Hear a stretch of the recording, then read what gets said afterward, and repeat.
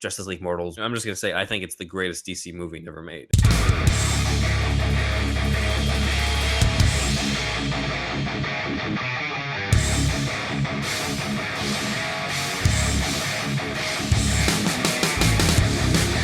Welcome to episode 99 of the SuperHouse Podcast, everybody. This is Andrew, as always, and I'm joined by Senior Batman Correspondent Ben Wan. Hey, guys. And, as always, Maddie. Hey. And Stefan. Yo, guys. This is Stefan. My turn-ons are muscular women, turn-offs, contrived fiction. Well, okay. And this episode can actually be considered sort of a supplemental to episode 98, the direct sequel. So we're going to talk about what we hinted at in the last episode, which is the connections between the George Miller Justice League script that was never made and the Justice League that we got. Mm-hmm. So, Ben, take it away. Yep. So years ago, actually 10 years ago, Jesus, right when Nolan was wrapping up The Dark Knight, George Miller was approached to do a Justice League movie. It was a script written by a couple named Kieran and Michele Mulroney, who wrote the Sherlock Holmes: A Game of Shadows movie, which destroyed the Sherlock Holmes franchise. But this is a much better script, and it made it all the way into almost production. They had the cast, they had the sets were kind of designed. From what I've heard, the costumes were definitely designed. They flew him to Australia. Armie Hammer was training in Australia. He was going to be Batman. God damn it, he'd be such a good Bruce. Shit was being made, and it was in full pre-production, in full swing. It was. Correct? And then because of a whole bunch of political reasons, I've heard stuff from Australian tax breaks. I've heard stuff from the writer's strike not getting done that final rewrite. But Warner Brothers pulled the plug on it, I guess right before Dark Knight came out. It was intended to launch Justice League movies as well as spin-offs of Wonder Woman, Aquaman, and all the others. So in a way, it was very similar to the Justice League movie we got, in that nobody had really gotten any solo movies. Even the Superman and Batman, they were not intended to be Christian Bale or Brandon Routh in those roles. As Andrew already mentioned, Armie Hammer had been cast as Batman, and this is pre-Social Network. This is way before. He was maybe 19 or 20 at the time. Damn. And nobody knew who he was, and I remember some people online were laughing at the fact this guy's going to compete with Christian Bale, what the fuck. But then you also have to keep in mind Armie Hammer is taller than Christian Bale. He's probably about Affleck's height, if not his size and everything like that. And his family, actually, everyone jokes about his name, his family is actually derived from the whole Armie Hammer business. And so he knows what it's like to be a rich motherfucker. Yeah, exactly. Yeah. So he was cast as Batman. For Superman, it was DJ Cotrona, who co-starred with The Rock in Joe 2. I always thought he was Latino, but I looked him up, and apparently he's Italian. But he's currently in From Dusk Till Dawn. I just think it would have been interesting to have Latino Superman. Yeah, right? I remember when they cast him. I was like, yeah, that's kind of cool. Yeah. For Wonder Woman, it would have been a model named Megan Gale, who was in Mad Max Fury Road as the Valkyrie. She was the naked woman at the top who, Tom Hardy's that's bait. She would have been Wonder Woman. I do think just physically, she's even more of a fit for the character than Gal. I can't speak for acting though. So who knows how this would have come out. Right. For Aquaman, it would have been Santiago Cabrera, who was Isaac in Heroes, the guy who paints all the visions and stuff. Nice. So once again, you'd also have Aquaman, who is not a white blonde-haired dude. He was, he would have been a Chilean. Well, he might have used his English accent. I don't know, but he would have been a Chilean English dude in the role. He already would have been King of Atlantis. In this one. Okay. Martian Manhunter was in this one. Oh shit. I don't think the New 52 had even come out yet. So he was still part of the thing, and he was played by Hugh Keys-Byrne, who is now known as Mortan Joe in Mad Max Fury Road. And then for Barry Allen, it was interesting. There was going to be both Barry Allen and Wally West. Oh shit! Really? Yeah. So Barry Allen was Adam Brody from the OC. Nice. And, I remember that too. Yeah. And Wally West was the late Anton Yelchin Oh shit! I did not know that. Yeah. My boy. Yeah. All right. Wow. Pre-check. Baby boy. Check off. You know. God damn. And Zoe Miss my Kazan. boy. I think she was in that Big Sick or something, or but she was Iris. Okay. Playing his aunt, because for our listeners who might be more familiar with the TV show, this is before the TV show. This is following the more traditional comics, where at the time Iris was white and A redhead. Yeah, was a white redhead, and Wally was her redheaded nephew, and everything. Okay. So they were following that, and then for Green Lantern, the one guy out of this cast who made it into the DCEU, Common, was going to be the Jon Stewart Green Lantern. Oh man.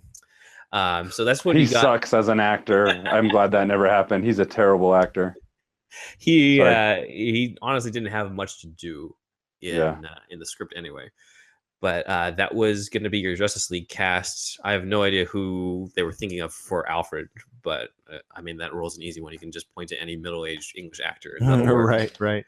Somebody from Game of Thrones. Dabbles. Yeah. For I mean, Master Bruce. I mean, that guy would make a great Earth One Alfred, though. If you look at the Jeff Johns Alfred, he's a dead ringer for that. On the villain side, it would not have been an alien at all.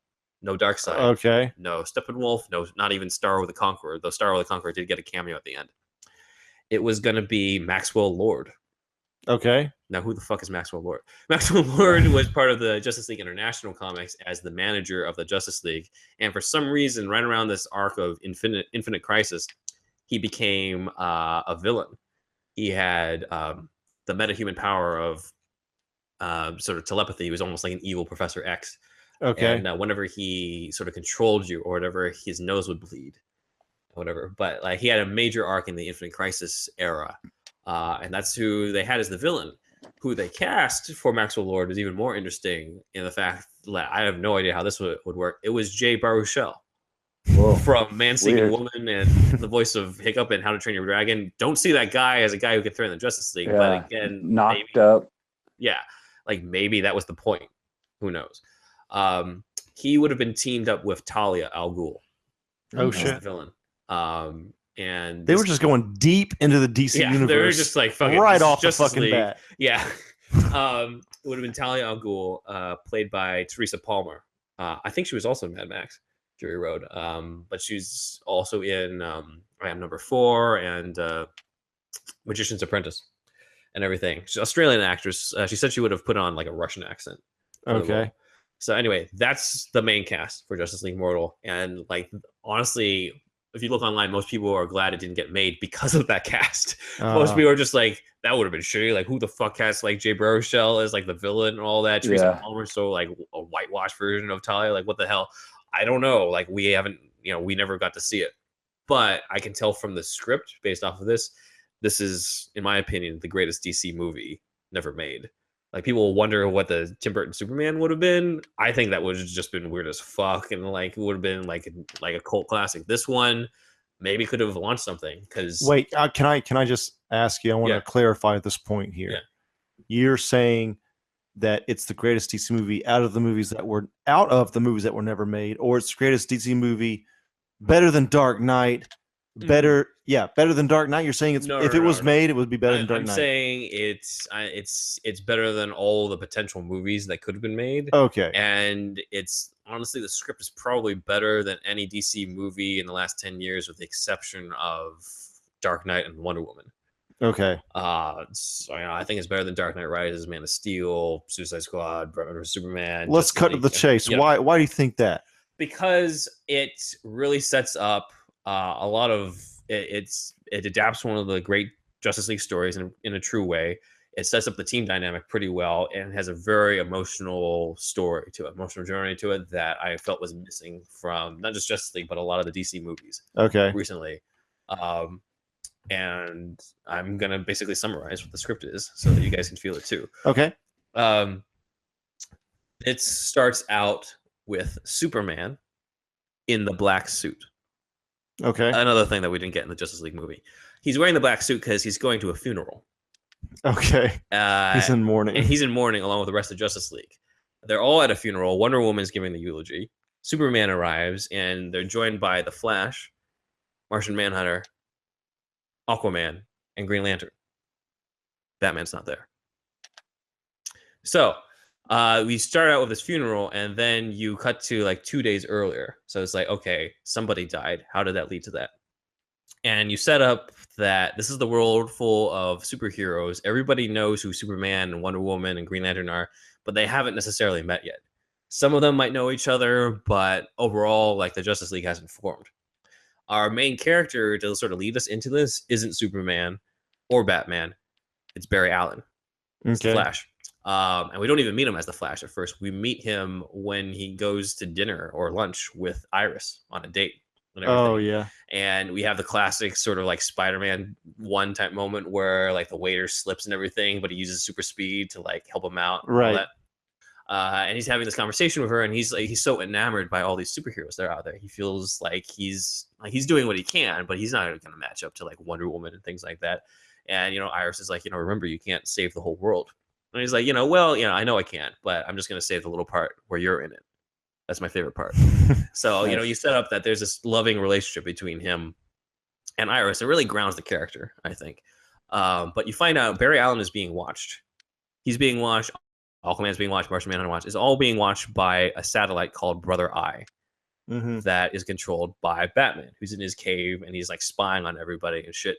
And he's essentially been spying on everyone because he doesn't trust any of these metahumans. Again, this is interesting how similar this is to Batfleck in Batman versus Superman. Right. Where he's like, wow, like any of these people can like go out of control and like become threats. And I don't know, how that's going to turn out, but it's going to have to come down to me to stop them. Right. What he doesn't realize is that his satellite is being hijacked by the villains. And that's Maxwell Lord, who is just another, in Bruce's opinion, he just thinks he's another rich guy. But Maxwell Lord turns out to be a meta himself, just like in the comics, with the ability to control other people with his mind. And he got that ability because he was experimented on as a kid when people wanted to replicate these other superheroes. Oh. He was the only survivor, and he resents the fact that heroes weren't there to save him and everything. Okay. And so he figures he's going to sort of take out the Justice League and be the one to save the world in his own way.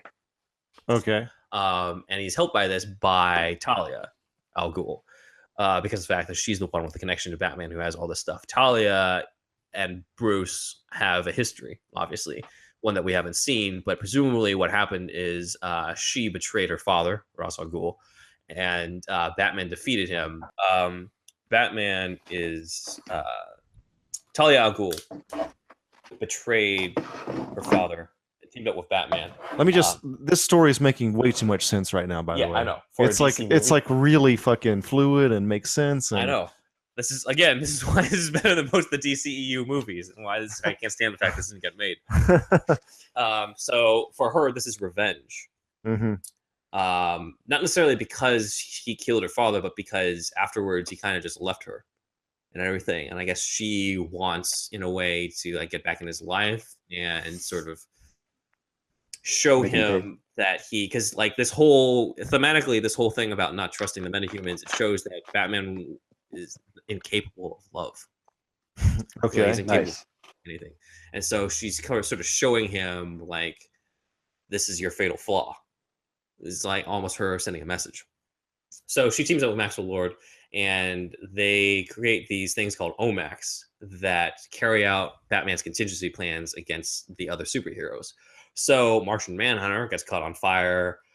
Flash gets. It's like Doom. Justice League Doom, yeah, because Justice League Doom, the animated movie, is based off of Tower of Babel, an arc. Grant Morrison. Actually, Mark Waid. Oh shit! Yeah, a Mark Waid arc that this movie is also based off of, where Batman's contingency plans fall into the wrong hands and are used against the League. That's my favorite Justice League cartoon. Yeah, it's a fantastic story. The original story, if you ever get the chance to read it. The original has a slightly different lineup. I think Plastic Man's in there, and Batman's just like, my contingency plan is just to freeze him with Mr. Freeze's freeze gun. Yeah. The essential story is the same. So the superheroes have to band together because they're wondering who the hell is targeting them. and they all meet in the Fortress of Solitude. And Batman realizes what's going on, and it's not at all what he intended. And he has to show up at the Fortress of Solitude and has to tell them it's me. Right. And all the superheroes fucking hate him. At this point, everyone hates Batman. Barry Allen, meanwhile, as the Flash, is kind of just like, I don't really need to be here. Like, he's intimidated by being surrounded by these gods, these icons, these people he idolizes, and everything, right? Like, here's fucking Batman, and like everyone's arguing, and like he feels like he just crashed the Oscars, right, and everything. But Superman is able to track down Maxwell Lord. He's like, I'm going to take care of this. So he tracks down Maxwell Lord. Here's the thing, though: Superman is not immune to Maxwell Lord's telepathy. So guess who becomes a pawn of Maxwell Lord? So everyone's like, oh shit. So while the rest of the league is trying to like cure themselves of the contingency plans of that have been affecting them, Flash has to cure Aquaman and Martian Man. They all have to work together. The remainder ones are Wonder Woman and Batman. Okay. And they have to we gotta get Clark back into check. So they show up, and it's Superman versus Wonder Woman and Batman. Here's your own Batman versus Superman moment. Right. Batman gets his ass handed to him eventually. No. Apparently they made an exoskeleton suit for Armie Hammer, because like he was gonna get his shit wrecked. This mainly turns into a Superman versus Wonder Woman fight. Okay. They go all over the place. Apparently it was gonna be super brutal and bloody, and Wonder Woman's like, this is a stalemate, honestly. Like, Superman's not gonna be able to kill her. She doesn't want to kill him. So she goes to Maxwell Lord and she's like, how do I stop this? How do I get him back under control? And Maxwell Lord says, you have to kill me. Now, in the original comic, the next panel after he tells her that, she snaps his neck. Oh, yeah. And Maxwell Lord's sort of cameras sort of televised that, and that creates this whole other arc. This script takes a different tactic. Wonder Woman hears that she has to kill him, and she says, no, I got to find another way. That can't be it. Meanwhile, Superman is like rampaging and shit, and she doesn't know what to do. And then suddenly, Batman comes and snaps Maxwell Lord's neck. Oh, shit. Shit. Yeah. That's a twist. Different from the comics. Definitely would have been controversial. Yeah. I mean, you think Batman shooting at a bunch of criminals in BVS was like, he straight out killed. This is almost retelling of what Superman does to Zod in Man of Steel. Yeah. Like 5 years later. Yeah. So you would think after that, Superman is back under control. Bruce has to go to a fucking hospital, right? After he collapses, obviously after doing that. And you're like, okay, well, Maxwell Lord is gone. This is the end of the movie. Wrong, because he's sort of uploaded his consciousness into the computers and shit like that. It's this classic supervillain. Exactly. So he's controlling the Omax, and one of the people he's infected is Talia. Oh shit. So she sort of gets converted into a thing, and she dies in Batman's arms. Oh, okay. So that's the end of no her. Damian. Yeah, no Damian in this. Well, I mean, there's no. Who knows? She might have given that's true. off screen. Yeah. Like, this was also, remember, this script was written right around the time Damian was being introduced. So like, that'd be a cool way for him to show up too. Huh? In secret, like that'd be a cool way for him to show up later on. No, it would have been. And like, I didn't even know she had a kid or something. Yeah. But like I was saying at the time, like they didn't even really know about Damian when it was being written.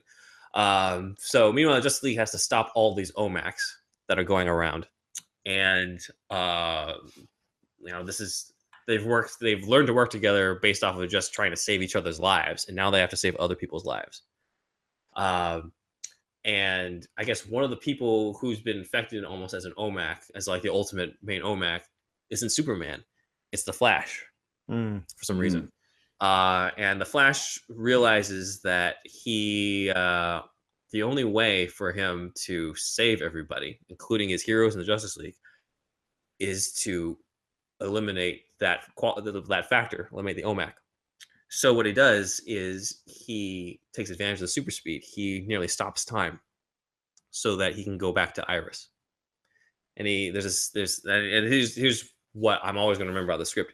He goes back home, and this is all time being stopped, and he's like looking at her, and she's lying in bed all peaceful and everything, and he's basically saying goodbye to her and everything about how, you know, he finally gets to be the hero that he always wanted to be, that he's like, he didn't think he belonged to the Justice League, and now he gets to save the Justice League. Right. But most of all, you know, he tells her, turns out, Iris, I can save the world because you're in it.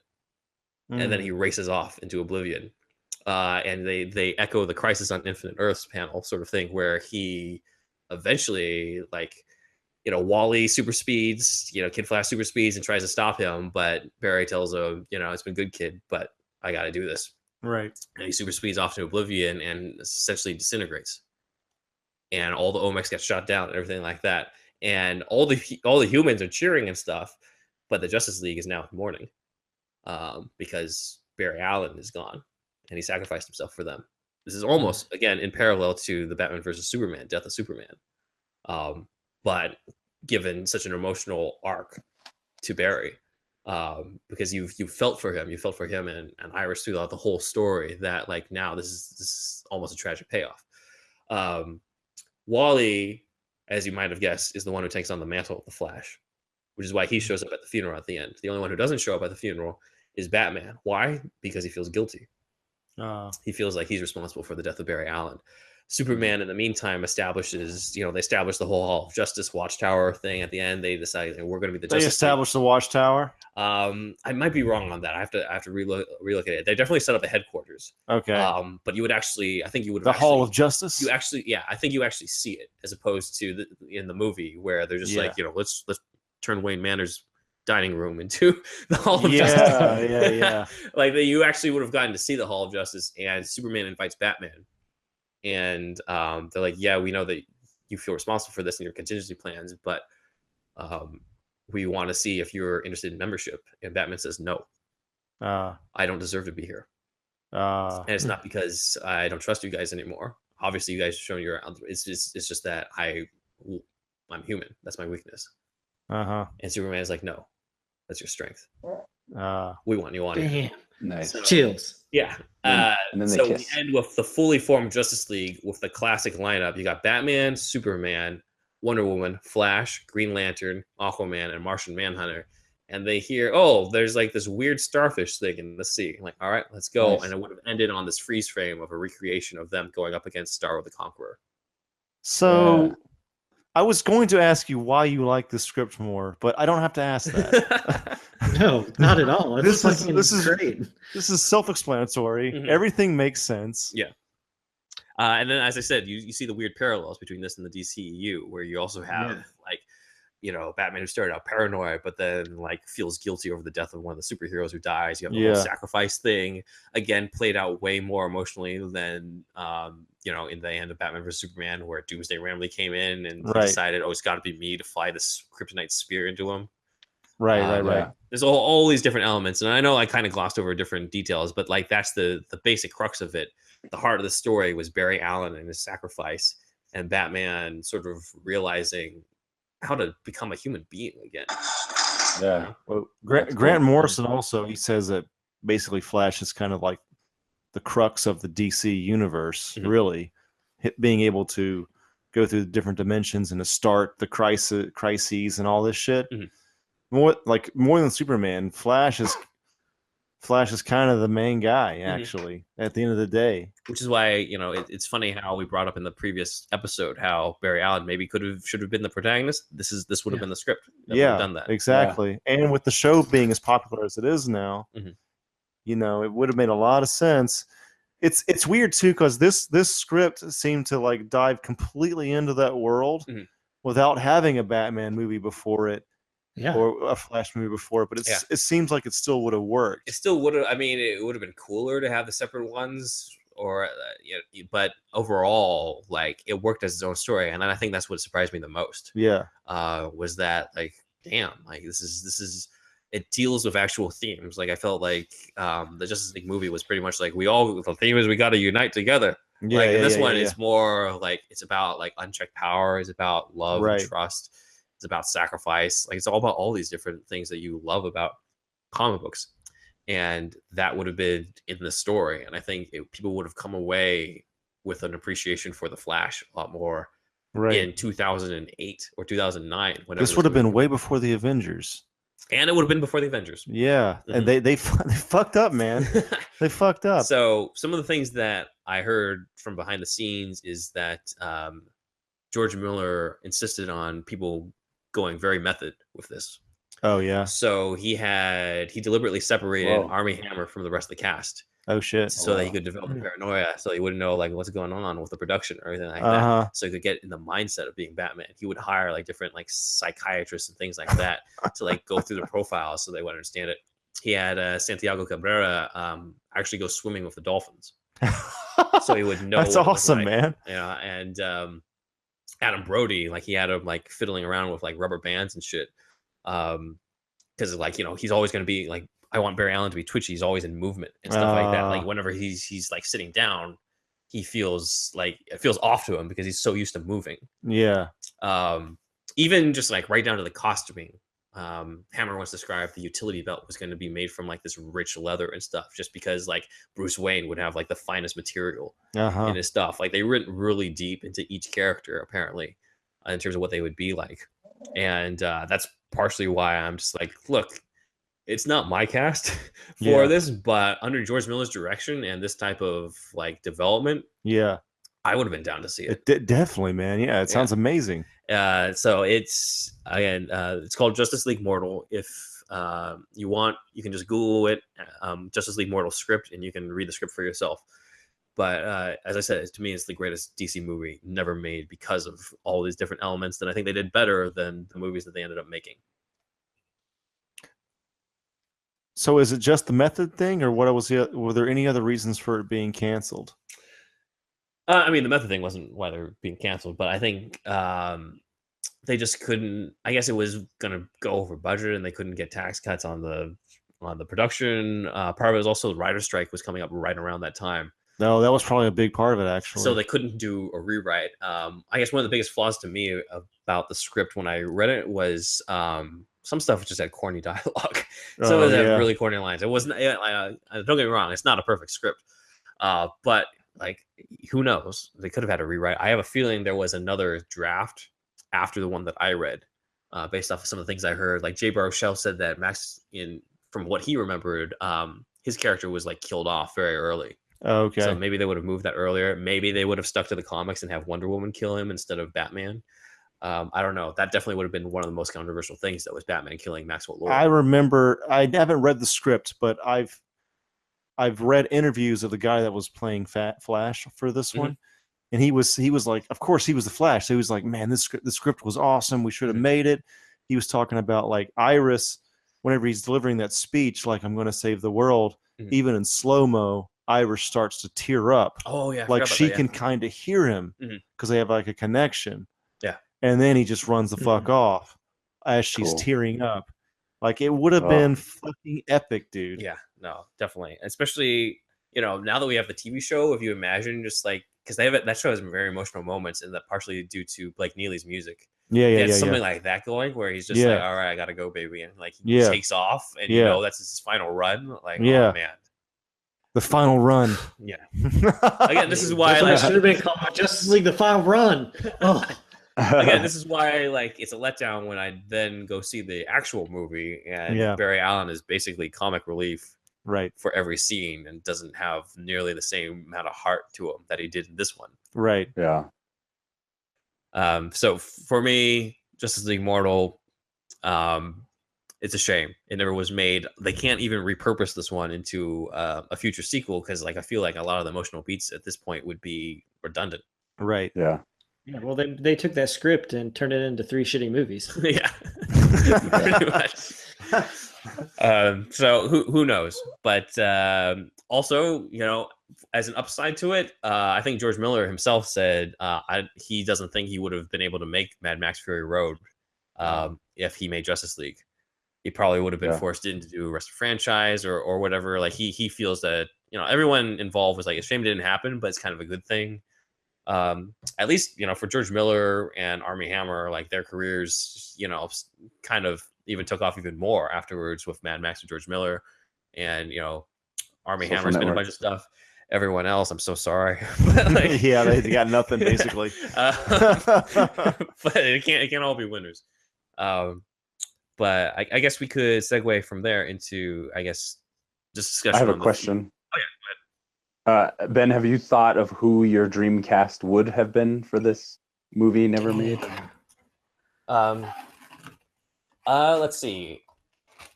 For me, I mean, most of them would probably be people who are currently playing them. So I'd still have Ben Affleck as Batman. Cavill as Superman is this leader version of Superman. Gal as Wonder Woman. Jason Momoa as this more regal king version of Arthur. Probably Grant as the Flash. But a different Wally. Or something. It's just because in the script, Wally is very visibly a kid, almost like a son to him and everything. And to keep that dynamic, I would have to cast a kid in that. Yeah, Tom Holland. Tom Holland.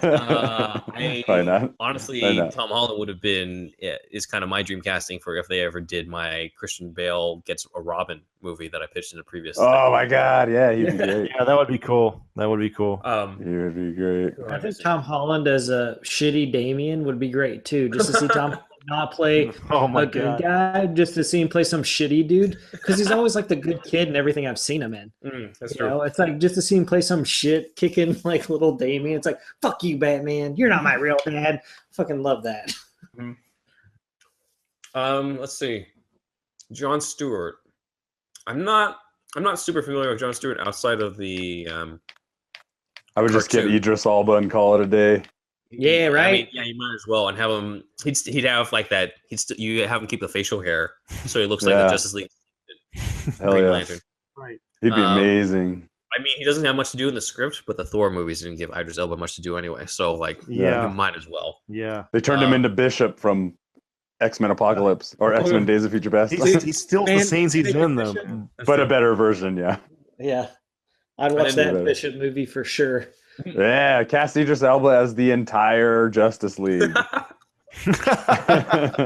be the best movie ever. Yeah, it's time for a black male Wonder Woman. Black male. Feminists would love that. Oh my God! Just like we think that's a man, but we can't say anything because he's black. Right.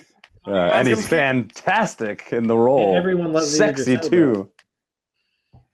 Let's see. For Martian Manhunter, I think David Harewood's doing a great job on Supergirl, so I'd put him in there. And then for the villains, definitely not Jay Baruchel as Maxwell Lord. He'd be too old for this version of it, but the original Maxwell Lord was based off of how Sam Neill looked like in one of the Omen movies. Oh shit! Really? Yeah. So Sam Neill would be my pick for Maxwell Lord. Wow. And then Talia. Who would be a good Talia up against Ben Affleck? I don't know. I'd like somebody with a more exotic J-Lo. No. Oh God. I want someone with a more exotic look than no. Teresa Palmer. Yeah. So I don't know, Catherine Zeta-Jones maybe. She's a little old, but Jesus Christ, she's old. Sorry. What about Vikander? Alicia Vikander or whatever. She's too young. Yeah, she's too young for Affleck, right? Oh yeah, I guess so. What about that chick in The Punisher is pretty good. I haven't seen it. I mean, Teresa. Oh, you know who would be good for this version? Talia. What's her face? The girl who was like the wife to Tyrell or Oberyn Tyrell in. Okay. Yeah. Good. I can't see Batman fucking her, but I guess. Like again, I'm saying like if you're the daughter of Ra's al Ghul, you shouldn't look like Teresa Palmer, who looks like, even though she's Australian, she looks like any other like blonde, white American chick. Australian. Definitely. Yeah. Definitely. So I guess that would be like my cast for it, just off the top of my head. Yeah. Nice. So yeah, I guess we could segue into just talking about DC movies in general, the future of stuff. We kind of talked last time about Justice League. I think it's smart for them to do Legion of Doom. They might as well run with that. Flashpoint, they're gonna have to figure out some way to do the whole Thomas Wayne Batman thing, because it's not gonna make sense if they do stay in the comics. They said that Flashpoint's gonna be made based on the performance of Justice League. And Justice League had kind of a disappointing box office. 96 million, right? That's what they made. How much did it cost? That's what they made last weekend. And basically, it's not a flop, but it's not good. And just to put it in comparison, Avengers made 207 million opening weekend. Justice League 96. Ouch. So, less than half. How much did Justice League cost? I don't know actually, but it's definitely not looking good. It's up there. Yeah, I mean, but they got Aquaman coming out, and they definitely going to make a Wonder Woman sequel. So we're at least getting 2 more, and Shazam probably is going to happen. So it is like at this point, like we'll see how Aquaman does, but it's almost like you might as well just continue the Wonder Woman franchise. And with the DC's advantage over Marvel is that everybody sort of knows Superman, Batman, and Wonder Woman. So you do kind of have this kind of segues into what I want to talk about next. But you do sort of have opportunity to have creative licenses of just turning into the studio that just give the reins to people with different visions of these characters. Brad Bird for Superman. Yeah, Brad Bird. Yeah, that'd be cool. That'd be amazing. Matthew Vaughn, also good. And for a Superman movie, and just there was rumors about a Superman Red Sun movie too. Like go elsewhere, or have a different versions, different takes and stuff. Because like we've already seen like Superman movies, you're always going to get compared to Superman the movie. So you might as well like do something new with it. Batman, you're always going to be compared to Nolan. Like at this point, like do different shit. Yeah. Let's not do another version of the origin of any of these characters. Let's not do another like Batman versus Joker thing unless it's something different. Yeah. So that's where we go. So it seems like there is a sector of DC films that is going to be not connected to the universe, because they announced that with this Joker origin movie. Yeah, what the fuck, man? Now this is supposedly going to be directed by Todd Phillips from The Hangover, supposedly produced by Martin Scorsese, apparently going to be set in the 80s and sort of being the origin of the Joker sort of thing. I don't know what's in the script, but I am kind of down for a Scorsese style Joker movie, but not as an origin thing. Not because I have a problem with the origin. I think I might have talked here before, but I just feel that the whole idea of Joker not having an origin is kind of blown out of proportion. He does have an origin. He's the guy who fell into the chemicals and shit. That's all. Without that, you don't get all these other things that work. Like Jason Todd coming back as the Red Hood doesn't work unless Joker was the Red Hood. So you kind of need the whole Red Hood thing. If they're going to do this Joker movie, I would prefer it, instead of being just like this origin thing of like, this is how he learned to laugh or whatever, like any sort of lame sort of thing. I'd prefer it to be sort of the Joker's greatest hits sort of movie. Yeah. Okay. Because let's think about it. Joker's best stories, if you think, let's just rattle them off the top of your head in chronological order. This Batman #1, his first appearance. Yeah. The Joker's 5-Way Revenge in the 70s, The Laughing Fish. Even you could throw in Killing Joke in there. You can throw in occasional Capaldini shit. What they all have in common, though, is they're all short. Yeah. None of them you can actually turn into a feature film. Like even the Killing Joke animated movie had to add a stupid ass like 20 minutes prologue just to justify its existence. Right. Just release a fucking short ass movie. But like a 60-minute movie. I'd watch that shit. Yeah. Fuck. So here's my pitch for the Joker movie. You start out. I'm ready. It's a slow-mo shot of the Red Hood falling through the chemicals. And this is basically a Goodfellas style movie with the Joker, where he's narrating. He's like, all right, this is how it all started. Yeah. You might see some occasional flashback of the same actor playing, like he's playing him as a gangster. He's playing him as the failed comedian. You go through like all the Joker origins ever in the comics, just to be like, I could have been this, I could have been that. You know what matters? It doesn't matter. All that matters is what happened after I took a swim. And so he falls in, he comes out as the Joker, laughs, he's insane, And then we actually continue from there. How did he get the purple suit? How did he get all the gadgets? Things like that. You actually see him show up. Oh my God, A bunch of gangsters look at him and they're like, "Who the fuck are you?" Nobody knows who the fuck this guy is, you know. And we're so used to Joker like coming in and having a presence. Nobody knows who he is. At this point, he can walk around the street and people think he's kind of a freak, but like he fits in right with like the goths and everything. Like nobody like bats an eye because he hasn't done anything yet. Right. And then he starts developing something. You see his fascination with Batman develop, and then you see a brief sort of adaptation of the Batman #1 intro of him. You do that, and you essentially do, as I said, this is the Joker's greatest hit. So this is the Joker's career in a Goodfellas style type movie. Cool. So we see him go through, you know, his first encounter with Batman. We see him come out and meet Robin for the first time. We see him do all the different crimes, the Joker's 5-way revenge, the stuff with the shark, the laughing fish. We see all that shit, and we see him develop as the Joker and his obsession. Like, why can't Batman fucking notice me, or why hasn't he laughed yet? And see, just it's built off the relationship between these two, and maybe the third act is the Killing Joke. Is the big confrontation between the two of them, where it's like, we're gonna, you know, Batman being like, we're gonna kill each other eventually, and all that. So that's what I think it should be. Is this, just put in all the Joker shit that he's known for, all the stories that you can't adapt in feature film, put it in one feature film, cast, you know, and also like comic book the shit out of this stuff in terms of like the designs. I want to see, you know, Joker starts out, he looks like the Joker from Batman #1. Batman stops him, he looks like the 1940s Batman. And then you see them both evolve. Because he's the kind of guy that put on different makeup as time goes along. Yeah, is that kind of what you're thinking? Yeah, like Grant Morrison had that whole idea of like he reinvents himself each time. Yeah. So like maybe you see him where he's just like, you know what, I was happy during this time, and that's why I didn't really kill anybody. And then you see it's like nice. It's like the 1960s and stuff, where like Batman and Robin are stopping him, but he's just a thief and everything. You see all these like different costume changes, and then you see things get darker, and he's like, you know what? Right. I got bored. It's time for me to kill again. And then he's the Joker's 5-way revenge happens, and all that. Like, there's so much. You have 70 to 80 years of material of Joker stuff to draw off of. Draw off of that. Right. Don't just focus on the origin and shit, or doing yet another movie of, you know, Batman being blindsided by Joker's appearance. This is the Joker movie, and the ultimate Joker movie to me is adapting everything. Right. And Goodfellas, you're saying, is a major influence tone-wise? Tone-wise, but mainly in terms of it having a voiceover and it being about the career of the criminal. And being gangster-related?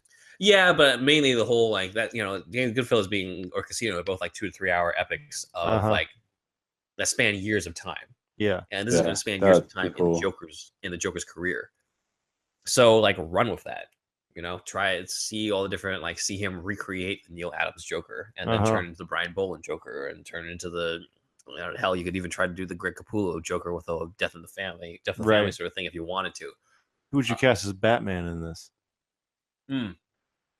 I mean, does it matter as much? It doesn't really matter as much. I mean, the rumors for Joker, the rumor for Joker was DiCaprio. Right. Yeah. Oh wow. Honestly, I'd be down to see how he turns out after seeing Wolf of Wall Street. Yeah. I'd be very curious. Like, if DiCaprio's ever going to do a comic book movie. Yeah, and Django is evil too. Yeah. If he's ever going to do a comic book movie, he might as well play the greatest comic book villain ever. Yeah. Where he's the main star. Like, this is made for him. And if Scorsese actually signed on for it, do it. Well, Scorsese's just producing, but still, it's a big thing. For the Batman going up against him, you need somebody who's also kind of on the older side. This isn't connected to the Ben Affleck stuff, so hell, I'll just go with my previous dream casting for Affleck. Just put John Hamm in the bat suit. Like, he's my pick. Really? Yeah, because he looks for this, like Bruce Wayne. You know, he can act the hell out of it. The whole Don Draper stuff. Like, you haven't really seen him in that physical of a role, but that's taken care of with a personal trainer and, you know, training for martial arts. Stuntmen too. You got the costume and all that. Like, you really think Affleck did all that shit? Like, good. No, man. So and he's got the butt chin. And like go true. Also with Joker, go traditional with it. Like, let's not no raccoon eyes and scars, no tattoo. No damaged tattoo and grill. Like, if it's DiCaprio, whoever they get for Joker, I want it to look like a live action recreation of what I've seen in the comics. Yeah. Like the poster could just be a live action version of the Killing Joke cover. What if it was Willem Dafoe? Yeah. I'd love it, but he's too damn old. He's old, I'd love it. Willem Dafoe as Joker to me is the greatest casting that never happened. Yeah, I know, right? I think- It's a shame, actually. Plus, he's busy with Aquaman. Apparently, He's in cut Aquaman. He was cut from Justice League, but he's still in Aquaman. So Yeah. If I can, a Ryan Gosling Joker might not be too bad. If you saw The Nice Guys, Yeah. I haven't seen it. Like his name was supposedly he was the choice before Leto. really, he'd be Really, to fucking play sick. the Joker? Yeah, because Oh, if you look up Ryan Gosling's Suicide Squad, everybody's saying like he's being courted for a role in it, and some say that it was Joker. I don't know. Yeah, If you Google Ryan Gosling laugh, though, Yeah. there's a segment on YouTube. It was from an interview of Steve Carell and him on Crazy Stupid Love, and I guess like Ryan Gosling was sampling a fake laugh. Yeah. His fake laugh is essentially the Mark Hamill Joker laugh. Really? nice. Yeah. Shut up. Watch The Nice Guys. He's wacky. He'd be amazing. But I also think Jake Gyllenhaal, he's rumored as Batman. He'd be a great Joker as well. Mhm. Nightcrawler. Oh, yeah, dude. We'll Yeah. get into that soon. But Sorry. Gyllenhaal, I think here's the thing. On Gyllenhaal, I think he can definitely pull off the Joker. I just don't think he's ever going to take it because of the whole Heath connection. Yeah. I feel Oh, like he's not yeah. gonna, I feel like he wouldn't Yeah. do it. But he'd be Batman, you think? Yes. I mean that segues into the next thing I want to talk about because he's rumored to take over for Affleck, Yeah. right? In this Matt Yeah. Reeves thing. So, my opinion, I'm all for it. It's Yeah. No, not. agreed. Yeah, it's not the Two traditional. thumbs up. But I mean, just off the bat, Gyllenhaal for me was kind of my out of the box choice for Riddler a while back Mhm. because of Nightcrawler. If you just take him from Nightcrawler, Yeah. put him in the Yeah. green and everything, and I know I pitched the Riddler movie earlier, but do that movie with him, Yeah. he'd be great. But he's being courted for this, and I think he's definitely he's in his mid-30s. He's younger than Affleck. Can pull it off. He's definitely fit. Have you seen Southpaw? How fucking ripped he got for that Yeah, movie? yeah. Yeah, dude. Everything. I mean some other qualities that because we all know he's a solid actor. He definitely pull off emotional intensity. He's played detectives before, whether it's like Zodiac when he was investigating that or Prisoners. Prisoners, played- so good. Yeah, he's played unhinged people and like Nightcrawler and stuff. Like he can pull off that part. Some stuff that doesn't get brought up often. He was the second choice after Bale for The Dark Knight. Oh shit! trilogy. Really? Yeah. Damn. David Wow. Goyer. David Goyer said that he was his favorite for that until he saw Bale's audition. Oh Because wow. I even talked to at one point I met Goyer at like a panel thing and I asked him. I tried to get straight up from him, like what that audition was like because I was really curious. Yeah. Because one thing that Gyllenhaal isn't really known for is the deep voice, the Yeah. Batman voice, things like that. So I'm just like, how was his audition like? And Goyer gave me a very political answer, just like, well, they're both great actors, and Bale does a great job. Because he's a overall. fucking asshole. Yeah, I was like, all right, well, that doesn't tell me shit, but okay. But Warrior's a turd.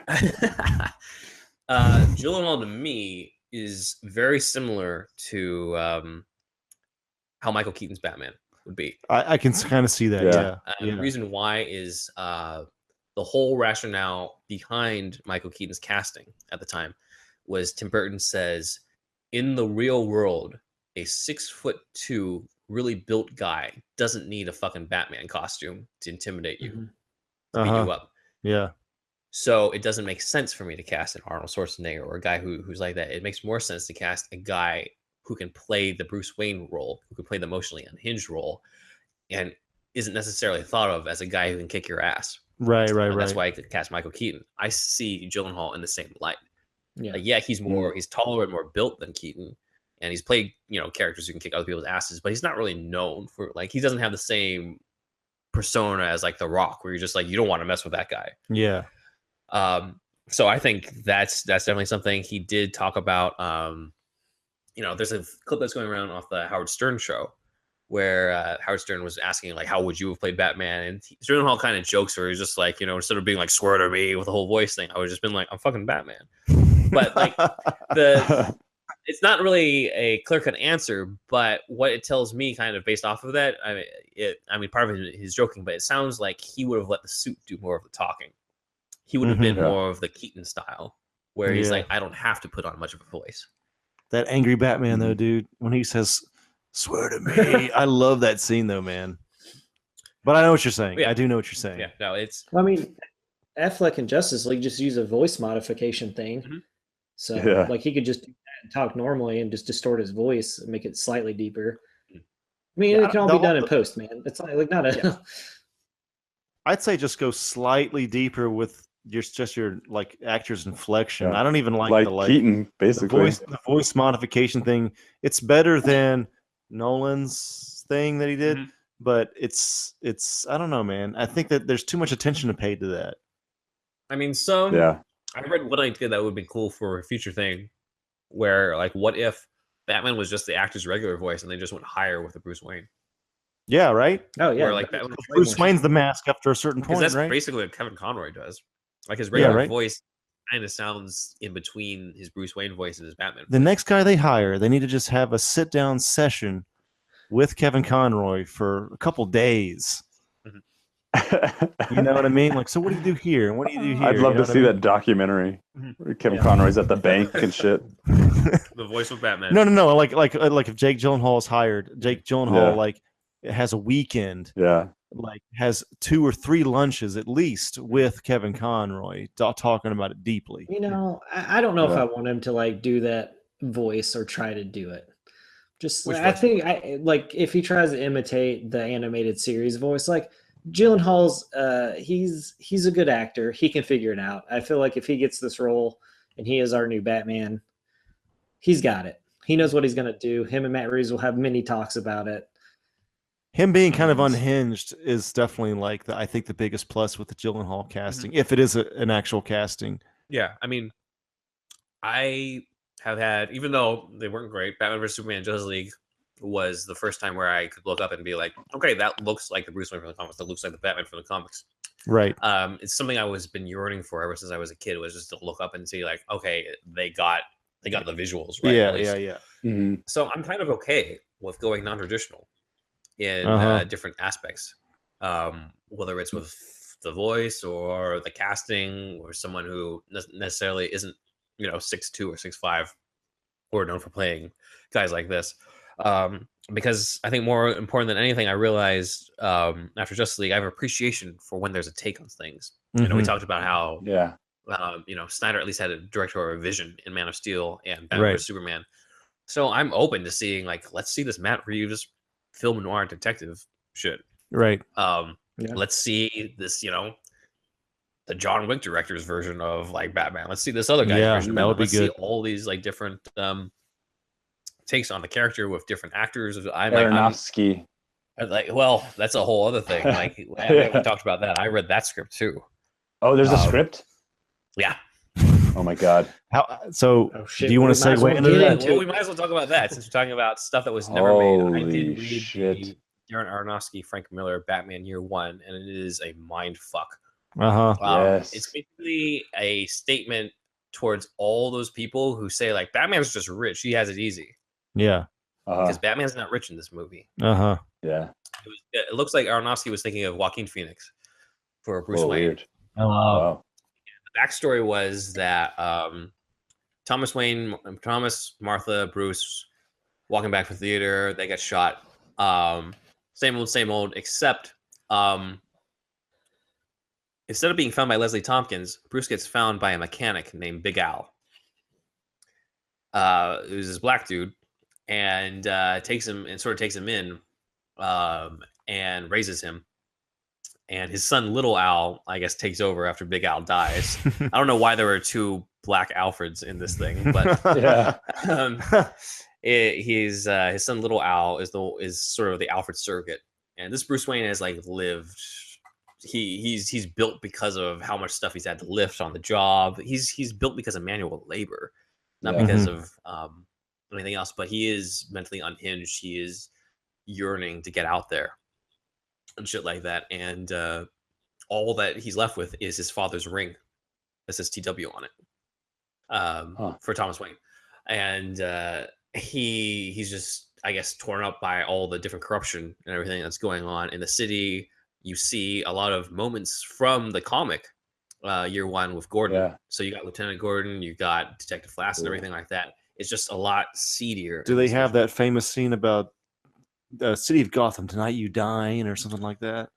That's from that comic, right? I wish I remember. I don't remember if it's in. I think it's some version that has to be. You have eaten well, Gotham, or some scene like wealth, its spirit, but your feast is nearly over. Yeah. That's I don't know if it's in there. I do know that the dominatrix version of Selena Kyle is in this. Okay. I couldn't help but think Rosario Dawson from Sin City when I read this. Okay. But she's sort of fleshed out a little more. You basically see all the sleazy shit a lot more in this than in the comic. This is like this is full R-rated Batman. Okay. In here. And they do the origin of him becoming Batman a little differently. From what I remember, because he goes to the library and stuff to like read up on different shit. That's how, I guess, instead of going around different colleges, that's how he learns different things. But one awesome moment is he tries to show up at a bar to like fight crime, but there's too many of them, so he's only locked up in the men's bathroom. So like, what the fuck is he gonna do? He can't get out. There's no like window to get him out. But he has a janitor's closet full of cleaning stuff, and cleaning stuff is chemicals. And so he like takes a page out of the anarchist cookbook from his memory and creates an explosive to get himself out of there. And like, holy shit, okay. Like, this is this type of Batman. And he's going off and he's punching criminals in the face and shit like that. And he's doing it with his father's ring. Okay. With the CW. And people are being, and this is gonna have echoes, people are being branded with what looks like a bat on their cheeks because of the TW. The way the T is like right over the W, so it looks like a bat to other people. Okay. And so like he's seeing this on the TV right around the time the bat like flies through the window and stuff like that, and that's where he comes on the up with the idea where he's like, yeah, I'll become a bat. And there's like, except he has no Lucius Fox, so he's making all this shit from like homemade materials. He puts like a school Burning Man Batman. Yeah. He like puts like a school bus engine in like a Lincoln Continental, and that's like his Batman. Wow. Yeah, like this is the complete opposite of the Christian Bale Batman, who needed like Lucius Fox to make everything. This guy like makes everything on his own. Love it. And there's no, like, unlike Batman Begins, there's no rogues gallery villain. The villains are literally Commissioner Loeb and the mayor. Wow. I mean, Selena Kyle's in it. Nice.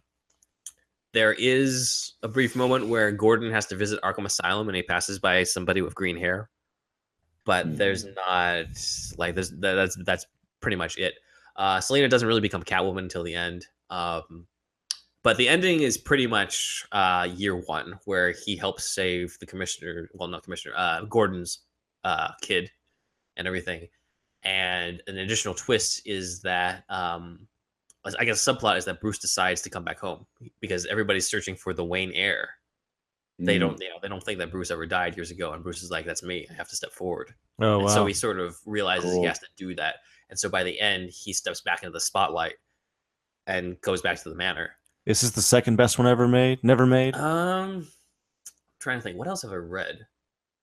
Is that one easy to find in such a way? You can, I think it's easy to find. All these that I've read have wound up on the internet at some point. No, the second best one that I've read is goes way back. I'm trying to think if there's any other. The Phantom. No. We're talking the 1980s pre Tim Burton, the very first script for a Batman movie when Michael Uslan was trying to get off the ground. Shit, really? Was Tom Mankiewicz, who had previously written Superman the movie. Okay. And he wrote a script called The Batman. Okay. Funny enough, which is now the yeah. But it was when my dad was watching when I was showing him the Nolan Batman movies. He just kept asking, why they call him the Batman? Why the Batman? Because they didn't do that with the Adam West one. I always thought it was so funny. It was like, they call him the Batman a lot, man. It's to help the urban legend thing. Yeah. I don't know why. It just seems like it feels more urban legend. It's not like you call it the Bigfoot, but like with Batman, it seems to feel more urban. Well, legend. if you said like the Unabomber or something, or yeah, I guess so. Something like that. I mean, yeah, what you said, like urban legend type of thing. Yeah. So this was almost like Batman Begins, but if it were made in the 1980s. Okay. Like you start with him with Thomas and Martha. You establish like the family dynamic. They get killed. Mhm. You see the origin, him going through college and shit like that. I will become a bat, and all you see all the stuff that ended up kind of in Batman Begins. Okay. But it had its own twist to it. So Thomas Wayne was running for mayor up against Rupert Thorne. Okay. In this, and Rupert Thorne wants to take him out. So he hires the Joker. Okay. Joker exists when Bruce is a kid. Okay. And it's not like Jack Napier in the 1980s when he already got like the green hair and the white face. Yeah. So the Joker's like, all right, I'll take care of this for you. So the Joker, being the mob boss he is, hires a hitman named Joe Chill. Okay. And Joe Chill is the one who kills. It's kind of overly complicated because now there's like 3 people involved with the Thomas Wayne murder as opposed to just Jack Napier in the final movie. Mm-hmm. But this kind of shows like the idea that Joker was behind the murders. Yeah. Started way before Tim Burton was even on there. Okay. There's the very first draft, Joker kills Joe Chill after the Wayne murders. There's a second draft though where that doesn't happen. There's an even better version of it, but I'll get into it when we get there. Bruce has to grow up with Alfred. We see him sort of do some training stuff in Gotham, but essentially at one point he tries to stop a crime in an alley with a family and he fails. He fails to save the father of that family. And he feels bad about it. And, it's almost like if only they were afraid of me sort of thing. Mind you, this was written before year 1. Mm-hmm. So this is his take on it before Frank Miller even wrote the whole fight with Selina Kyle and everything like that. Mm-hmm. And he rediscovers this cave from his childhood, and he goes deep into the cave, and he gets surrounded by bats, just like in Batman Begins. Mm-hmm. Again, that's a beat that's not in the comics, wasn't in the comics at the time, and was somehow brought to life by Nolan, who may or may not have even read the script. He probably read it, dude. Yeah. Honestly, I probably handed him a stack of what never was. To be honest, I don't put it past him at all. It's a fantastic visual, and he's like, "All right, I'm going to go to work," and we see Batman's first night out. And it's very similar to the Superman the movie version, where Superman was like fighting, stopping all these very different crimes. We see that with Batman, where it's a slow build up, where it's almost like Dark Knight Returns. Again, like before the Dark Knight Returns was even written, where like you see just glimpses of him, where he's stopping different crimes all over until finally you get like the full money shot of him like in the suit and everything like that. Commissioner Gordon, of course, is fucking pissed. Everything like here's this vigilante, I gotta stop him, but Batman like wants to come to him and he's like, hey, I'm on your side, sort of thing. But Gordon's got like the gun on him, and he's like, you need my help and everything, but like if you don't believe that, then you just might as well pull the trigger, right? And Gordon, instead of pulling the trigger, decides, all right, you know what, I'm going to work with you. But Batman has unfinished business because in the second draft he tracks down Joe Chill. Okay. In the bat suit, and he confronts him, and he brings up like, hey, you killed Thomas and Martha Wayne years ago, and I know it because I'm their son. And the moment he takes off the mask, Joe Chill's like, holy shit, it's you. And Joe Chill has a heart attack because that's the murder that haunted him for years. Full of guilt, and he dies from just Batman kills him, not in a murder way, but just almost by default. Sort of thing. And he returns to Alfred, and Alfred's like, so what are you going to do? Because you got your thing. You got your justice. And Batman's like, well, it's not about that anymore. It's not about me anymore. And so the rest of the movie is him up against the Joker and Rupert Thorne.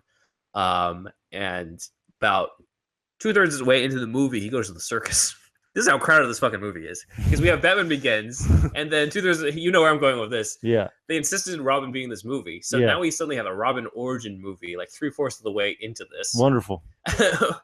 But it's kind of like Mankiewicz does a good job sort of tying in the different, we had just seen Batman's origin sort of thing. So he knows exactly what this kid's going through. So he has the same beats. But it ends in a weird way. We have Batman and Robin going up against Joker and Rupert Thorne they go all full Dick Sprang. It's this museum full of oversized objects, sort of thing. And I think Joker has Silver St. Cloud. She would have been the love interest. Okay. Silver St. Cloud like strapped to like this giant typewriter, and like if he shoots a certain key, she dies. So he keeps like shooting different keys. Wow. Like, so they actually did that. Mankiewicz did that. They didn't like create it, but Batman. And both. Yeah, Robin's parents would have been killed by Joker too. Okay. So you kind of have this weird coincidence where both Batman and Robin's parents were killed by Joker. Yeah. Joker gets arrested. Rupert Thorne, I think he not accidentally, but like Silver St. Cloud in the first draft gets caught in the crossfire, gets shot and dies. This would have been a dark ending. And Batman's like, "Damn you, Rupert Thorne!" And he does something that causes Rupert Thorne to fall into a giant pencil sharpener and get ground up. I was like, "What the fuck is this?" But like that's in the original first draft. And Batman stops the Joker, but he lost the love of his life. In the second draft, she gets shot but only wounded, so it wasn't nearly as much of a downer. First draft also had Penguin in a brief where Joker hires him to take him out. So Penguin kind of had this car chase with the Batmobile. I'm trying to think of other things that were in it. The Batmobile flew on rooftops again. Oh wow, like Batman Begins. Yep, exactly. Wow, that was in the fucking cooker for a long time. Yeah. I feel like there's at least one other thing that wound up in Begins, but Mankiewicz was asked like, who would you see in this role? And remember, this is like 1982. So he said Mickey Rourke. He actually said an unknown for Batman because he's like, look what we did with Christopher Reeve. Yeah. I want to see an unknown take on the role. David Niven as Alfred. Okay. William Holden as Gordon. Peter O'Toole as the Penguin, which is interesting. Wow. I remember reading that. Yeah. Yeah, and his choice for the Joker, Jack Nicholson. Okay. Nice. Apparently, The Shining had a lot to do with that. Whenever he's like the "Here's Johnny" scene and all that. Apparently, Michael Uslan drew Joker makeup on him in a newspaper ad, because the newspaper ad used that shot of Jack Nicholson busting through that door in The Shining, right? Mm-hmm. So that was kind of in the, I guess you could say, the collective unconscious at the time for that kind of thing. Absolutely. Though apparently, I think it was Joe Dante who was attached to the director, and his choice was John Lithgow. That's weird. Yeah. Right. I could see that. Raising Cain. He's crazy in that movie. The Dexter season 4. Yeah, no, totally. But his heart wasn't in it. Tim Burton, I think, met with him later on for when it was the Sam Hamm draft. And he was like, Joker, like I'm just gonna laugh around like Cesar Romero, and of course he he regretted it later. But yeah, the Batman is probably my second favorite after Justice League Mortal in terms of like what wasn't made.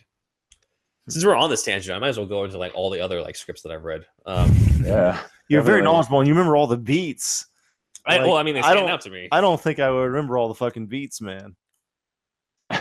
And you remember like all the draft changes and shit. Because I read them all. This original draft for Sam Hamm for the Tim Burton movie was very different. There was no "you killed my parents." Okay. Batman and Joker were the same age. Okay. Jack Napier was in his mid-30s. He was not Jack Nicholson. He was more of a David Bowie type, actually. Okay. He sounded like he was almost androgynous, very effeminate, very vain, and everything. And like it's because of the fact that he fell on the chemicals and turned into this clown that he went insane. Bruce Wayne is not described like Michael Keaton at all. He's more described like the traditional Batman, where he's just like this, muscle upon muscle type of dude. But the crux of the script was that Vicky Vale was almost the main character. Oh wow, weird. It felt like that. I don't think it was intentional, but it felt like Vicky Vale was the main character, and Bruce had this dilemma where he was like, "I'm trying to fight crime and shit, but I'm human. I'm falling in love. Shit, like this is not what is supposed to happen." And shit like that. Sam Hamm's pitch for the whole movie was, "This is about an insane man who turned sane." I don't think that really comes across in the Tim Burton version, but that was the original idea behind it. Joker kills way more people in the original draft than in the movie. He kills like hundreds of thousands of people in Gotham. Jesus. He kills more people than Heath Ledger's Joker did in The Dark Knight. Like, it's ridiculous. He's like killing people in every single scene. He has like a whole scene where he like addresses a whole room full of corpses.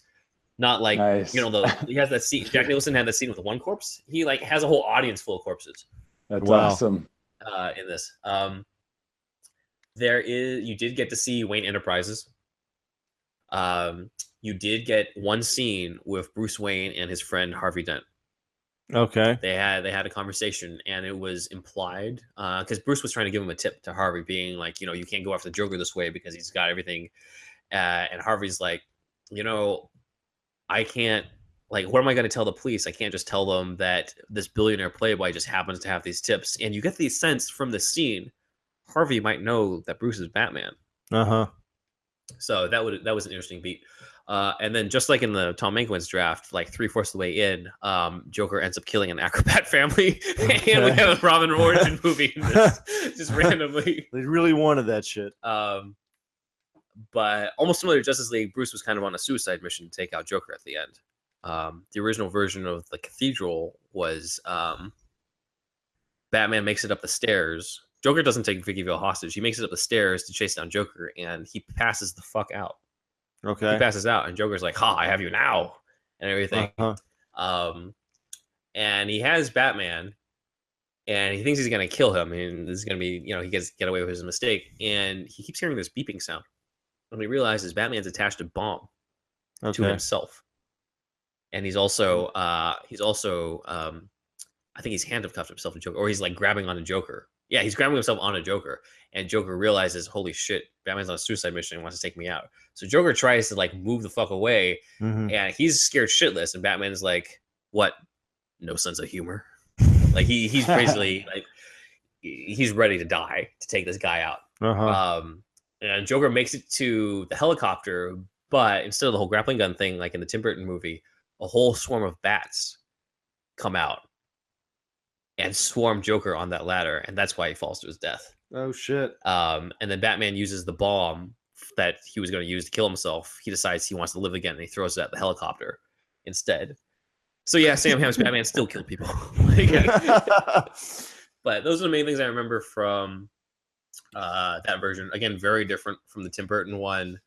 Might have been definitely would have been a different movie. But I think it would have been deeper in the characters, at least in terms of Bruce and Vicky, in that one. So the Tim Burton movie came out, and they decided, hey, Sam Hamm did such a good job with this last movie. We're going to let him write the sequel. And Sam Hamm was like, all right, I'll do it. And they said they wanted Penguin and Catwoman, so he wrote a script called Batman 2. And it's nothing like Batman Returns. Okay. Still had Penguin, still had Catwoman. Penguin was hunting after these clay statues of birds. Okay. That all the rich families of Gotham were, and he was hiring a serial killer called the Catwoman. It's a very different Catwoman. Serial killer. She flat out killed people with her claws and shit. This was not the comic book Catwoman. And they were going after these statues, and Bruce was trying to figure out the mystery behind it and everything like that. And apparently, these were created by the people who founded Gotham, and there's like some treasure that's buried, and everybody wanted to protect the treasure and stuff. And Thomas Wayne apparently didn't want to keep the secret, didn't want to be part of it. And Bruce confronts the rest of the other rich families, and they confess, yeah, that's why our parents had your parents killed. Oh. So it would have tied in there with the whole Jack Napier thing. In the meantime, and you'll see this is a common thread, there's this random orphan kid fighting crime in Gotham City. So you know where that's heading. But what's interesting is the finale was set in Wayne Manor. What is it up with the Robin stuff? They kept putting in Robin to every single thing. They're like, we got to. Does it have to do with Hollywood pedophilia? Oh man! No, I would not be deep surprised. Down and secretly. They're just like, we got to have that boy in the tights, baby. Got to have that Robin. Tim Burton just hated the character anyway, so it's just like, I don't know, just throw him in at the end. But he would have. The finale was Batman with Vicky Vale, by the way. Kim Basinger as Vicky Vale would have returned. Okay. him, Vicky Vale, and Dick Grayson in the manor, and then it gets invaded by Penguin and Catwoman, who want that last, statue. Obviously, they save the day and everything, and at the end, Bruce Wayne proposes to Vicky Vale. Oh wow. Yeah, and that would have been the end, and you would have had this like family of him, Vicky, and like Dick Grayson as the son. Tim Burton read the script and he fucking hated it, and he threw it out, and he fired Sam Hamm, and he hired someone else because apparently he had such a hard time with the '89 movie that he didn't want it to feel like a direct sequel, and this is what it felt like. It felt like a direct sequel. Vicky Vale was still in there, so that's why Batman Returns is so different from '89's Batman. Even just the look of Gotham is because he wanted to divorce himself. He wanted more control, so he hired Daniel Waters to write Batman Returns. It was still called Batman 2, and in this one, Oswald Cobblepot was a made-up name. Okay. The original version of Batman Returns. He didn't know what his actual name was until it was revealed at the end. His real last name was Shrek. Okay. Turned out Penguin was the abandoned brother of Max Shrek in the original version. Okay. And that would have tied Christopher Walken's character a little further into this. At one point, there's a mention of Riddler at the end. That kind of would have been cool, foretelling, because they didn't really know who the next villain was going to be. They would have extended more of Penguin hiding out in like this carnival type area. Like the finale is Penguin and Batman fighting on a fucking roller coaster and shit. Oh wow, like, that was way different. Biggest difference though is that you guys remember when in Batman Returns the Batmobile gets taken over by Penguin. Yeah. So Batman needs some help with that. So he stops by this kid who was an acrobat, who just happened to have an R on his chest. Or his uniform. The fuck, dude. To help out with the thing. So the unmade scripts are all winners. Can we tackle the Boy Wonder obsession documentary? I mean, it just comes down to remember. There's some weird cult forming around this character. I must know more. Like none of the writers really wanted to put Robin in this. The studios really wanted it. Studios really wanted it, and the reason why was because everybody's perception of Batman was still Adam West in some way. Yeah. And Adam West always had Burt Ward. He always had Robin, so they wanted to put in their Robin. So Tim Burton's like, all right, but we're going to throw in my version of Robin, who was this mechanic Robin. And that's why you hear stories about Marlon Wayans. Marlon Wayans was cast as Tim Burton's Robin. Wow. The mechanic Robin in Batman Returns, who would have helped him like get control back on the Batmobile and everything, and kind of help Batman at the end, but like he didn't have the acrobat origin. He didn't really talk about his family much to Batman. Like it's the weirdest way to bring in Robin ever, honestly.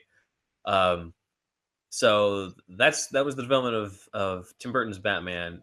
Batman Forever, honestly, it's pretty, like the stuff that I've read, it was pretty close to the actual movie, so it's not really much to say. Batman and Robin, we'll skip that. I mean, there was a lot of lead up stuff to Nolan stuff, but the biggest one was Aronofsky script. Yeah. So I'm pretty much running out of all the ones that I've read. You can find a lot of these online, but it's also, but just in general, just to wrap up this topic, it's just fascinating reading all this shit. Just like what could have been, because some stuff is a lot better and some stuff is way worse. Yeah. So it feels like you dodged a bullet. Yeah. What off of what I said, like what stuff do you guys wish they would have made, or like thank God they didn't make that? Like, what things do you guys I want to go first on this one. I think that it's a crime that Fincher hasn't made a Batman movie. And probably Arkham Asylum. He'd probably be good for that. Fincher would be good for any Batman movie, probably, but I don't know if he's interested. Yeah, but his dark style is just so good, and his interest in criminals. I guess he like Burton and like everybody else, he'd be probably more interested in the Joker than Batman. But if he made one, I think it'd be very, very interesting. Have him make my Joker movie. Yeah. That actually, yes, he'd probably be more suited to that, honestly. But that's the first thing that comes to mind. What do you guys think? I mean, I think Justice League Mortal probably should have just went through. I think it would have been a cool movie to see, especially for like when they were planning on making it. Just like I don't know, man. It'd probably be something we look back on today and be like, man, that was weird, but man, was they good. You know? Yeah. I don't know. That fucking Aronofsky Batman sounds dope. Like, I'd love to see some iteration of that, just even in comic book form, because they did that with The Fountain before The Fountain got made. And, you know, I think there was even a Noah comic book before that movie got made. Like, just for him and Frank Miller just to sit down and maybe not rehash like year one, but like ideas that they had. I don't know, like an expanded year one or something, like with a guest of like, oh, we've re-edited it for this version and it's got our script in it and we've, you know, Frank draws it or someone else draws it. It's like, who wouldn't want to draw that fucking comic book, man? Because I definitely want to fucking read it.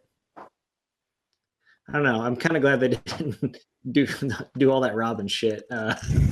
But yeah, man, I think that Justice League, just when I remember looking up some of the stuff for Martian Manhunter, just some of the stuff they had developed and like already being made. And yeah, it looked cool, like all the production design that went into it, and like, you know, I don't agree with all of the casting, but I think it would have just been a fucking insane movie to see. You know, it's just like a Jodorowsky's Dune comes to mind. Just like, God, would I have loved to seen that. Yeah, I don't know. It's cool. It's cool to hear all that stuff. I mean, you always hear of all these scripts and, you know, they can be tracked down, but like to have the time to just like, you know, if you're doing something else, to sit down and read them. I'm glad Ben's here so he can just like give me the Cliff Notes versions. Yeah. I saved you guys so many hours. Yeah. I remember reading the Batman Begins script and it leaked. It's like something so out of character for me, but I was like, I have to know if this is going to be a good Batman movie or not. I was like, holy shit. But I forgot most of what happened. So when I actually saw it, I was like, this is good Batman movie. But in terms of like stuff that could get made or is getting made or whatever, there's the rumor of that Margot Robbie, Jared Leto, like Joker Harley movie. I would probably recast the Joker, maybe not, but I'd let, you know, Leto do something in it. But I want to see the Sid and Nancy Joker and Harley movie. I want to see this twisted love story where the love story makes sense, but it's also surrounded by all this chaos that they're creating together. You know, that would be cool. And whatever ideas that they might have for that currently, if it's just drawn, you know, it's like in that Suicide Squad world, so there's not a whole lot of faith I have in that. But just seeing like this really whacked out, like natural born killers, you know, bring it down a little bit, bring it down to maybe a hard PG-13 or an R, you know, but maybe not like super hard R like Natural Born Killers, but that same Mickey Mallory kind of like dynamic, Sid and Nancy kind of thing, I think would be amazing. Yeah. I honestly don't think, like, I think Jared Leto as the Joker in another movie with a different director probably would have been a good Joker. Yeah. This weird fucking atrocious movie. That said, like if they said like, hey, he's out, we're recasting, you know, I wouldn't feel sad. You know? No, not at all. I think there's definitely like other actors out there, probably an unknown that'd be fucking perfect for it. I think that's what they should have done to begin with, was cast an unknown. Yeah. Well, a lot of people have sort of fan casted. I don't know if you'd ever do it for fear of stereotyping, but a lot of people fan casted Bill Skarsgård. Oh, really? After it. Yeah. Yeah. I can definitely see it. But like, is he really going to take on another killer clown role? Is that what I think that payday would be a lot more than it. Well, that's true. You know, I would watch he's doing Castle Rock, which is another Stephen King thing, but he said his character is totally different from Pennywise and it doesn't relate. But yeah, I mean, with Gyllenhaal and Gosling that we talked about, before I even knew about this today and these rumors lately with Gyllenhaal, it always felt like those two were kind of like easy pickings for a superhero movie, and they're like these holdouts. Mm-hmm. Like, are they waiting on something amazing or what? Or are they just not interested or what? I thought Gosling just wasn't interested. It feels like Gosling's not that interested. Yeah, I would say so. Gyllenhaal more so, right? I think Gyllenhaal is interested in it. It just hasn't worked out so far. Yeah, exactly. Mm-hmm. Yeah. He'd And be a great Gosling was Nightwing. up for Doctor Strange as well.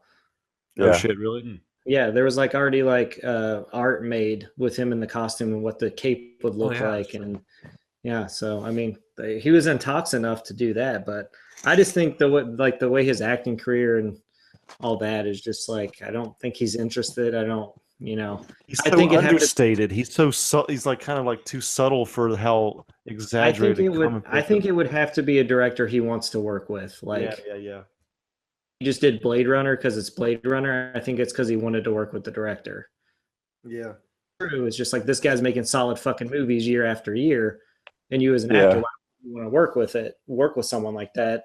And I mean, it's probably a little bit of like, fanboying out. Why wouldn't you want to be in a movie with Harrison Ford? I mean, we all probably would, because it's Harrison Ford, Right.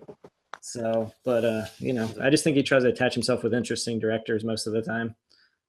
I mean, I'm not a fan of Only God Forgives, but I do like the Nicholas Winding Refn movies. I think they're visually cool. I'd like to see him do a fucking Joker movie. That'd be pretty cool. Yeah. Be fucking weird as shit, but he's got a good visual style. Soundtrack would be dope. Cliff Martinez doing it would be so good. In terms of like Gosling and stuff, like it's almost like he doesn't really need this. Yeah. No. I feel like the most successful castings a lot of the times have been for the Gal Gadots or the Chris Hemsworths of the world, who like they get their start because of this. It's either that or you get the occasional Robert Downey Jr. or Chris Pratt type who are, I mean, not saying those are the same type, but those are the guys who like were known for one thing and then they get thrown into something very different. It's almost like a resurge of their career. Right. Yeah. I don't think so. Like those are probably what they're best for people like Gyllenhaal and Gosling. Like if they never make a comic book movie, they'll still be fine. Yeah. Right. Well, I think the thing with Gyllenhaal too is like after Prince of Persia, he like dropped off because that movie did so bad and people hated it, and like he was on the rise, man. Like Donnie Darko, rocket ship, It's like he was in everything after that, and then Prince of Persia and like nothing, and then he was like movies, or he was like minor characters in them in bigger movies with bigger actors, and he's like kind of built up his career again until broke. Where you're getting like yeah, well, I mean, you're getting like solid fucking performances, and I mean, I even like Demolition, which I don't think a lot of people saw, and Enemy, which was Denis Villeneuve, his like right after God, what the fuck after Prisoners, which I don't think anyone saw that, but Enemy was fucking mind trip, dude. I also think Gyllenhaal's just trying to work with talented people that can put him in a good light, and like he's still doing interesting acting stuff, but. Because I wasn't like a huge fan of Southpaw, but I will agree he got fucking jacked for that, and his performance is very good in it. Yeah. But I like, Joel Edgerton. I'd like to see him do something. I think he might be a cool Batman. Yeah, he might be getting a little older now, but I mean, that's fine. Like, we can cast old Batman. We already did it once. We can do it again. I did it once already. That's true. I want baby Batman. I know. I want little kids. Yeah. Oh, Batman Beyond. Yes. Oh, dude, that's what they should do. Fucking scrap the Batman Beyond. Talk about unmade scripts. That one was written by Neil Stephenson, right? For Batman Beyond, the guy that wrote Snow Crash and shit. It might have been him. I know the director was definitely Boaz Yakin. Okay. Yeah. Everything. I think it was Paul Dini, actually. He wrote the script? I think they worked on the script or something. I remember listening to a podcast about Dini saying that was his like main. That was the only time he ever was asked to like work on something live action for the DC live action stuff. And because of his experience on that, apparently he's not interested in like ever doing it again. Just that bad, huh? Yeah, I guess I haven't. He might have given a few details. But funny enough, that the whatever details he did give, I do not remember. It was probably on one of Kevin Smith's podcasts or something like that. Yeah, Fat Melon Batman. But who knows? Maybe that could have been a good one. I mean, with Batman Beyond, I still kind of feel like you need somebody who has played the role before. Yeah. To play old Bruce. It's just a little weird, I think, whenever it's somebody new. So, best option to me, just get Keaton back in there. That'd be amazing. He's got the wrinkles for it. Yeah, so, yeah. I'd be down for that. And it'd be so cool to see too. Just like the feelings you get, when he walks in on screen. Oh, dude. I also just seen don the bat suit again, like the first episode of Batman Beyond, when he's like trying to fight those guys with like his dog and stuff. Oh, it'd be so good. Yeah, and then you bring the Elfman theme back in, just like they did with Justice League, but this time it's Keaton. Right. That would be awesome. It being so far in the future too, they could do that without any kind of like real continuity problems. And you know what? Not that they care about that anyway, but Jake Gyllenhaal as Terry McGinnis, fucking that would be good. Yeah, like him donning that fucking Batman Beyond suit. Oh my god! Yeah, that's true. Matt Reeves, stop what you're doing. Make a Batman Beyond movie. Sidetrack it. Ben's gonna take care of everything else. It'll be good. Keep this Bruce and yes or no? Thumbs up, thumbs down. Oh my god, who would be the villain? Ink. I mean, it might be cool to do like the Return of Joker. Yeah, I was thinking that the Joker. The Return of Joker would be cool. I mean, Nicholson's still acting. Yeah, the Return of Joker. Sort of. Did you ever see that animated movie? Mr. Freeze too, right? He shows up in Batman Beyond. Freeze came back. It always was weird to me that there was a follow up on, like, you knew Barbara became the commissioner. Yeah. You knew Tim Drake in the Joker movie. What the hell happened to Dick Grayson? I don't know. It's been a while since I've seen that series. I don't think they ever covered that.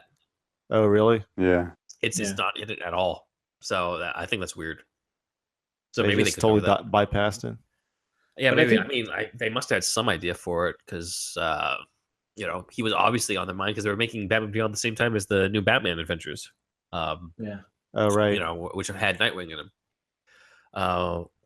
I know I previously pitched having Dick Grayson take over for Ben Affleck's Batman, but the problem is right now, if Affleck quits now, like, you have no establishment of Dick Grayson in this universe ever, at all. So at this point, I'm fine with a recasting. It's a shame, like we all have established, but like if you think of like Affleck's thinking, I'm sure that after Daredevil, he wasn't interested in the superhero thing. He got his career on track with all these Oscar movies and stuff. And then when Snyder came to him for Batman, he was probably thinking, okay, like, so this is like what Nolan and Bale did. Like, that's cool. Like, I'm up for something like that. Yeah.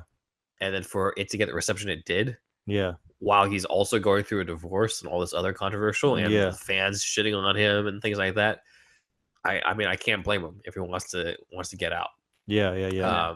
He had that whole interview too, where he's just like, I spent like a year and a half writing Live My Night, and nobody gives a shit. Nobody came into the theaters. They just want to know about Batman. Right. So I understand. Again, it's a shame, but if he wants out, we at least have the warehouse scene for Batman vs Superman. We have different moments that we can appreciate from Right. They can pull from that. Mm-hmm. What could have been Ben Affleck, Batfleck? What could have been? Anything else on the format there? At this point, I'm full of pizza, so my brain probably isn't working the same way it was before. Awesome to share with all this stuff. Again, Justice League Immortal. Wish it was made better than the Justice League movie that we got. Hopefully, the next Justice League movie is way more of another director's vision, has a clearer story, has an emotional resonance that Justice League Immortal did. That was episode 99, everybody. That was quite the tales that we were regaled by, or that Ben Juan regaled us. Thanks again, Senior Batman Correspondent. Ben Juan. Thank you guys for listening. It's fucking awesome, as usual. Sure. And be sure to catch us next episode, which will be the 100th episode of SuperHouse. We have a few special things planned for that. And that's basically it. This is Andrew signing off. This is Maddie. See ya. Good night, sweet clown princes of Gotham. This is Ben. Have a good one, guys. This is Stefan from the SuperHouse Podcast. Be sure to check us out on Patreon, on Facebook, Twitter, Instagram, and any other godforsaken social media outlet that we should be floating on. We are basically on all social media. Yeah, all social media. Mainly Facebook and Twitter and Patreon. Check out the links in the description. We have a lot of cool goals set up on our Patreon. Like if you donate $1, you'll be able to give us a topic for us to talk about. And we'll talk about for maybe an hour or more. Who knows how long it'll take. And that's pretty tight. That's the coolest thing. Wait, we're on the internet? That's pretty good. If you and we can make money. What? If you donate $1,000, you get full frontal nudes. We haven't set that up, but it's a possibility. You give us $1,000, who knows what'll happen. Check us out. I'll do that. I'll do that. You get to go on a date with one of us for $10,000. But you pay for everything. You get to have your way with Maddie for $20,000. For $1 million, I'll give you Joey for a weekend. For $30,000, we'll help you hide a body. Check out our Patreon. SuperHouse Gigolo Project 2017. Links in the description.